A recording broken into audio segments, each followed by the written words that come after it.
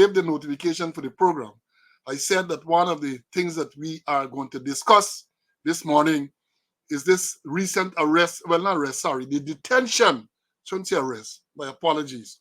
The recent detention of Superintendent Mitchell Caesar of the Guyana Police Force, who heads the major crime unit. The story is, let me read what is being said, and then we're going to go into the details. This is an article that says here, head of the major crime unit of the Guyana Police Force, Superintendent Mitchell Caesar, was reportedly detained and questioned by law enforcement agents recently at the John F. Kennedy Airport in New York. Earlier on Thursday, that is last Thursday, Director of the Guyana Police Force Corporate Communication Unit, Mark Ramatar, said he could not confirm the report. And the quote him here saying, what I can confirm is that Mr. Caesar is currently on vacation leave in the U.S. Hours later, Vice President Bharat Jagdeo confirmed to the media that reports that but said he did not make any personal inquiries. And Jagdeo is quoted as saying, the report from what we gather, the report was made to the superior of that policeman. Then he goes on to say that will engage the leadership of the police force. That's where the matter will be dealt with, Jagdeo said. After questioning, Caesar was released into the country. Asked whether the government was worried, Jagdeo insisted that the police force would have to further probe the report. And he's quoted here saying, the U.S. will not tell us why they question people. Caesar reportedly traveled to India for training and had just returned to New York on his way to Guyana. That is what one news source said. But let me give you the background to that. They're saying that Caesar was well, there's no doubt, it is confirmed that the Superintendent Mitchell Caesar, the head of the major crime unit of the Guyana Police Force, was detained by the authorities in the U.S. at JFK Airport and questioned. The reports are that he was questioned for an extended period of time and then allowed to travel from New York to Miami. And we're gonna go into this. We're gonna go into this in detail. But what the whole story is Caesar and others. Let me read what the article have said. Caesar and others, if you recall, this is on the January the 30th this year. Kaicho News was reporting under the caption 30 police officers to undergo training in India on forensic investigations. The article said that the government is placing significant investment into building its forensic capabilities to enhance the administration of justice. As part of this effort, some 30 officers on the Guyana Police Force and 5 officers on the Ministry of Human Services and Social Security will soon travel to India on a fully paid scholarship to receive training in forensic interviews. That is what the article said. This was announced by Attorney General and Minister of Legal Affairs, Mohamed Ali Nandalal SC, at the opening ceremony for the 2-day restorative justice training at the Guyana Police Force Officers Mess Hall, Evelary, Georgetown on Monday. And the quote Nandalal is saying here, we are investing in these programs and policies right across the divide. You can attest to the dozens of police and prison officers and social workers who are being sent on training across the globe so they can return here and impart this knowledge to others in the discharge of their function. We have recognized that we have to change our approach to investigations if we are to be successful, the Attorney General stated. He highlighted that with the advent of more innovative and intricate advancement in technology, criminals are exploring creative ways to commit infractions. And as such, the state apparatus must be versed in new areas to curb these acts. And he goes on to say something more. But the thing is, Caesar and others traveled from Guyana to India to take part in this training program. When the program ended, Caesar traveled on his way back to Guyana. He traveled through John F. Kennedy Airport in New York. and he was detained by the US authorities and questioned. As I've indicated before, they said that he was questioned at length. Some reports suggested 7 to 8 hours, which is long, intense questioning. After the questioning, he was allowed to proceed to Miami, where apparently he was spending some time, some vacation before he returned to Ghana. We don't know if he returned to Ghana yet, because this is only last week. This is only, I think, Thursday, Friday, around Wednesday, Thursday, all of this happened. So we don't know if he's still in Miami, and we don't know if he has returned to Ghana. But let me say this. Can you imagine the senior member, one of the most senior members in the Criminal Investigations Department of the Ghana Police Force, the head of the Major Crimes Unit, is detained by the US authorities and questioned for an extended period of time. And the vice president is saying that there is not a matter for the government, there's a matter for the administration of the Ghana Police Force. Can you imagine that? A senior officer detained and questioned, and Jagdio is, well, there's not a matter for the government, there's a matter for the police high command to deal with. Can you imagine the statement that the vice president, who represents the government, because he speaks about government issues more than anyone else, every Thursday at least, he's there on his, what they call a press conference. I know press conference. He's there and he spouts a lot of, I can't describe it here, and this is not that program. But he says a lot of things. And he is saying, this is the last Thursday, he's saying that the fact that the head of the Major Crimes Unit of the Ghana Police Force was detained by the federal authorities in the US is not a matter for the government of Ghana. The police high command, the police hierarchy will have to deal with that. And then I wonder what he was questioned about, because, you know, the US authorities are not going to randomly just pull him in and question. They would have asked specific and direct questions relating to specific direct issues and incidents and all of that. So, yes, Mr. Vice President, the US authorities will not tell you what they question him about, but I'm sure that you and other government functionaries, the hierarchy of the police force, will be interested to know, what did the federal authorities question Mr. Caesar about? Any responsible person, any responsible government, any responsible police force would want to know that. What was he questioned about? And you are just brushing it aside. So there's not a matter for the government, there's a matter for the police to deal with. And let me say this about Caesar. Because remember, this is not, I don't know what he was questioned about. I don't know what he was questioned about. That has not been revealed. Apparently now, I'm sure the US will not tell you that. It's so Caesar to say what he was questioned about. But remember, you had serious allegations not so long ago against Caesar. Boscombe, Detective Sergeant Dean Boscombe, said that the Major Crime Unit headed by Caesar, he called Caesar name, said that they took $30 million from Azzuddin Mohammed to cover up the Paper Shards murder. And to remind you, Paper Shards was killed in front of Palm Court in March of 2021. He was riddled with bullets from what appeared to be an AK-47, and pistol and the 9mm cases were found at the scene, Palm Court in Main Street, a stone's throw from where the present official residence is. That matter remains unsolved. All the cameras that suddenly couldn't work. So that allegation was made. I know Caesar threatened to sue Boscombe. I know Mohammed sued Boscombe. The matter was in court up to recently, sometime last week. I can't recall whether Caesar had proceeded with the lawsuit, but he did send a lawyer's letter to Boscombe. So that was an allegation made against Caesar as well. I don't know, was it that they wanted to question him about?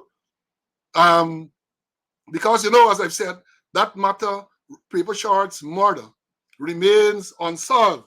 And let me tell you of another matter involving the same Major Crime Unit. Many of you might not remember, so I am here as the research man to remind you, to refresh you. Now, let me tell you this. I'm going to read a part. This story goes like this. This is on the Kaicho News on August the 9th, 2018. It says, Sobrianville shooting. Pandemonium broke out. Pandemonium breaks out after businessman gets $1.5 million bail. Pandemonium broke out yesterday afternoon in the Georgetown Magistrate Court compound after city magistrate granted Irving Bacchus, the businessman who is accused of shooting a man several times in the back, $1.5 million bail on a manslaughter charge. The dead man's relatives, upon hearing that the accused was granted bail, hurried out of the courtroom and began shouting, "We need justice." The wife of the deceased, who was crying uncontrollably, stating, "What will happen to my two sons now?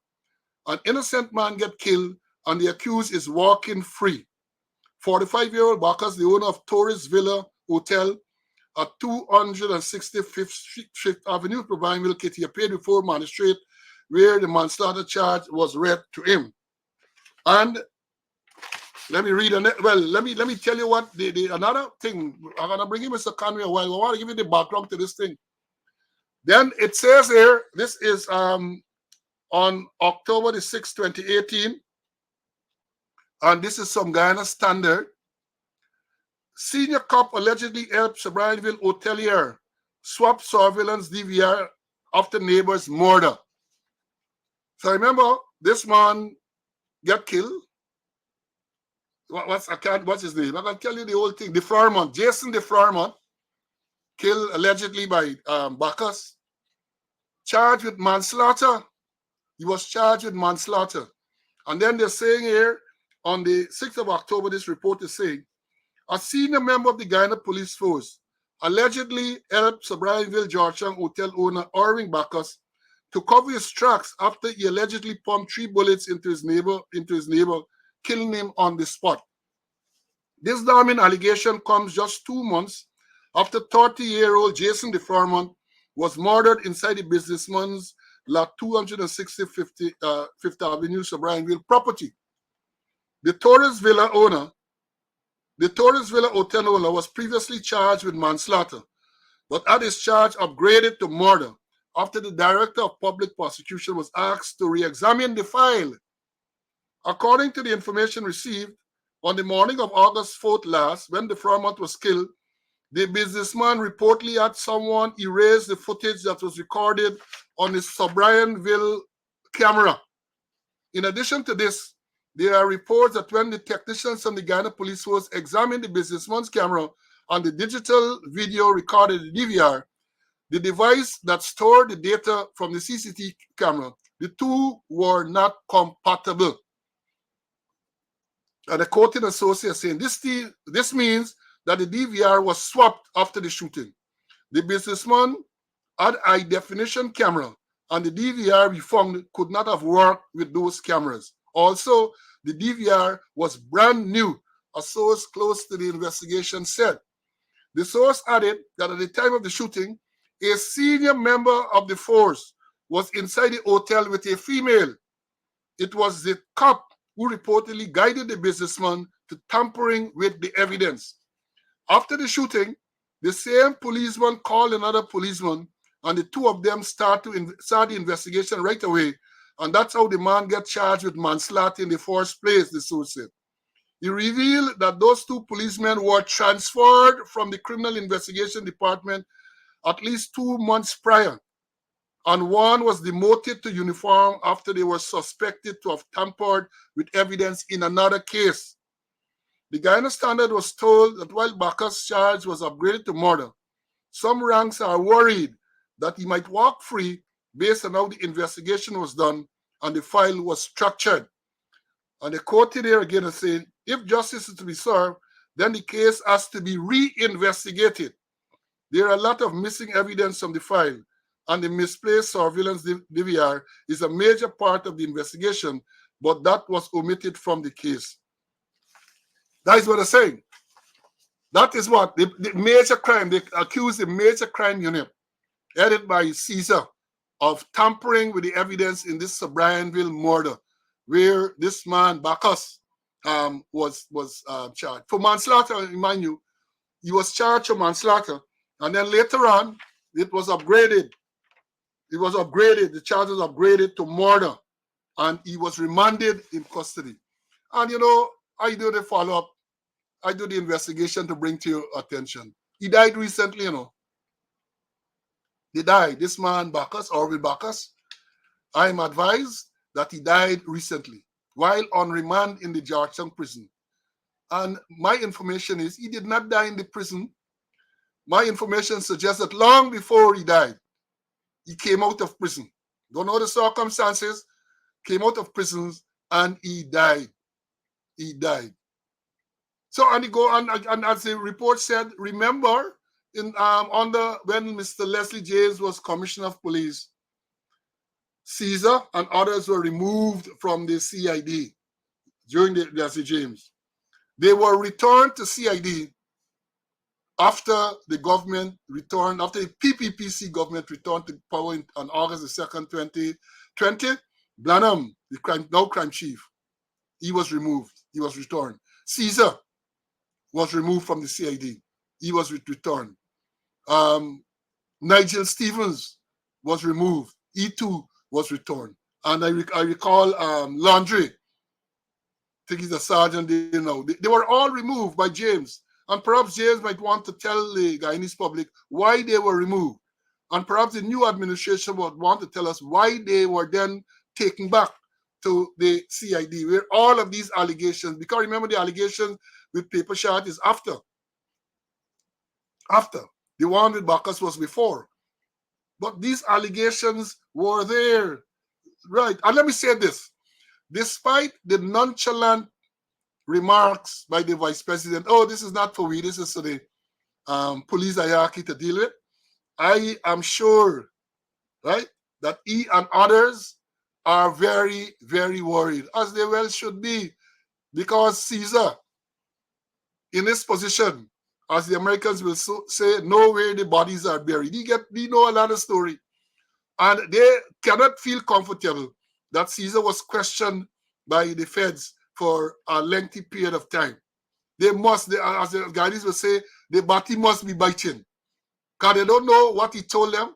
And the fact, let me say this too, the fact that he was released from custody and made to continue traveling within the U.S., meaning a takeaway visa, that is even more cause of concern, because you will know what bargain would have been struck, what deal he would have made. Because the likes of Caesar body is going to save themselves, as you know, they tell you, save yourself and let your brother go astray. Save yourself and let your brother go astray. The man know a lot of story about senior police officers. You know a lot of story about senior government functionaries. And if the feds had him there for any length of time, as I've said, it must be targeted questioning. The feds is not like these people we get in Guyana asking us a stupid question. They will be targeted questioning about specific incidents, about specific things they would have questioned him about. And I say again, the fact that he was allowed to continue to travel and might still be in the US should be cause for concern of all of those people like the vice president who nonchalantly say, oh, it's not a matter for the government, it's a matter for the police hierarchy to deal with. Did they seize his phone as they did with May Thomas, the PS? Did they take his phone to mine all the information on that or those instruments? Did they do that? Yeah, I might want to ask him if they took his phone from him. Because let me tell you this. If they took his phone, they're going to be able to recover all the information. If you believe he erased and he got to recover all the information. I know of that technology. I know of that technology. I was part of that operation, not for the force, for another institution. So I know of that technology that can bring back everything that you believe that you deleted from the phone. And then, again, I say, why was his visa not revoked? Is it that a deal was cut? I want to say to all of those people now that, again, I say, you got to be worried. You have to be worried. And even if and when Caesar returns, you're going to be uncomfortable. I know you're going to question him. He's going to tell you all what he wants you to know. And he's not going to tell you everything. And I guess you gotta be afraid when you are in his presence. And further, I say not. Let me bring in Mr. Conway to have his say on this. You see, the head of the major crime unit of the Guyana Police Force is detained at JFK by the U.S. authorities, questioned for a prolonged period of time, and the vice president is telling us, oh, there's not a matter for the government, there's a matter for the police command to deal with. What are your views, my brother? And that'll be of major concern, not only to the Ghana police force, but the government. And when you look at it, there are similar facts. You mentioned about the Bacchus story, and then we had the paper shots. Rembo Bascom made damning allegations, and instead of they listen to him, they rush with breakneck speed to debunk his story, and they did a horrible job attacking about the extended squatter and the head of the CID, and they tried to discredit him. Well, a major thing they say that he living in a house rent free in Essequibo, which is owned by a businessman. So he's compromised. And then shortly after, this Ghana police force received 10 vehicles from the same businessman. So if Caesar was compromised, it means to say the Ghana police force was also compromised. And we gotta be concerned. Because the US don't just pull you in just like that. They wait until they build a case against you. And if you watch all them drug people are pulling for drug trafficking, none never get acquitted. All get convicted. They'll have the information there. And Paul, you a board man. Perhaps you might know. Perhaps Caesar maybe whistle like a canary, or whistle like a toa. You know, the thing is frightening, and they got to be of concern because they won't tell the police force or the government what they discuss with Caesar. That's not their policy. But Caesar will talk, and Caesar would want to ensure, hey, that to each his own. He want to ensure that, hey, me bearing chair for nobody. Like say, why you want for sir? And he had to whistle to their tune, make that they allow him to remain in the states, and then cancel his visa, like how they cancel the former PS Home Affairs visa. So lots of things with the major crime unit. And as you mentioned, they were all transferred out of the CID, and with the change of government, they all, including the head of the CID, return to CID, return to head of the crime unit. So it is cause for concern, and I'm sure many government officials they're uneasy, and not only government officials, many members of the Ghana police force, including senior persons. One who they understand the US say, if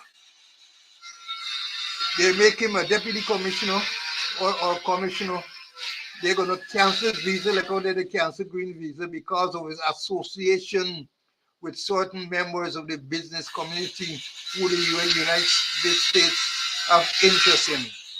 So let's wait and see what's going to happen, Paul. Yeah, let's wait and see. And I know that we not have to wait too long. But you said the man, here, let me say this again. You said the man might have sung like a tower.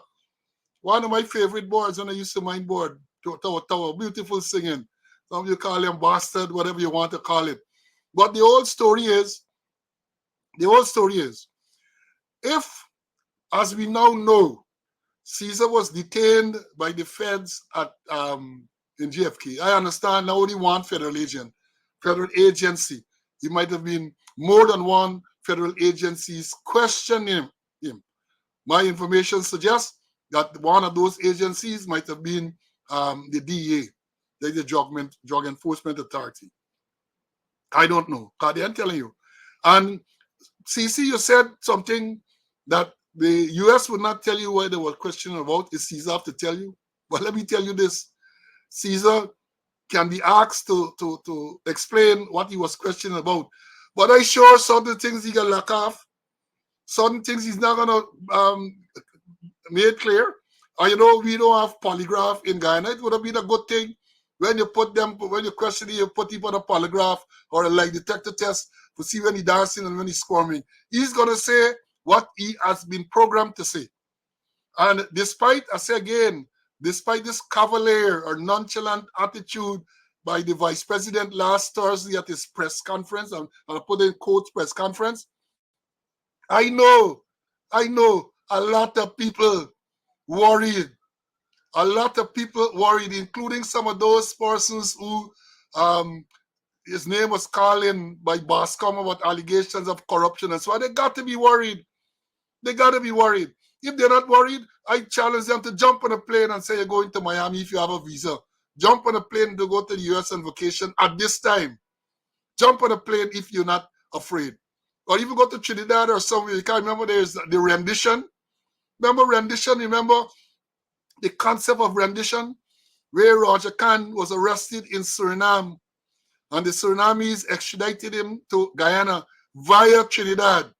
And when the plane touched down in Trinidad, the feds were there to pick him up and take him to the United States. Enough of them got to be afraid to travel, not only out of Guyana, but even to the border locations. Because, you might end up, you left to say, you believe you land at Letem, and you land across in Brazil, and you get in a free flight to the US with free orange suit and all of that. You're well dressed up, you're well decorated. So, as again I say, despite the fact that they're telling you that, no. And don't ever forget this man who was arrested. What's his name? Yeah, let me out this student. The man who they're in U.S. custody. Well, the custody, because I think he got ankle bracelet and he might be moving around within certain places. Who went to the States and he was picked up and questioned. I can't remember his name now. Somebody can remind me just now who his name. The man from, I think, was Cross the River a few months ago. He went to the States and people said he was singing that he went there to cut a deal because he was a U.S. citizen and his passport expired. And Dataram, thank you very much, student. Dataram, Barry Dataram. Barry Dataram. Remember Barry Dataram? You see, these things all have links. You might not recognize it. We might not recognize it. But Dataram was there or is there. He would have been questioned at length. I am sure that he would have given up quite a lot. You had the PS passing through, other phone seized. That would have been mined for information. So all of these things are adding up now. All of these things are adding up. Perhaps the chickens are coming home to roost.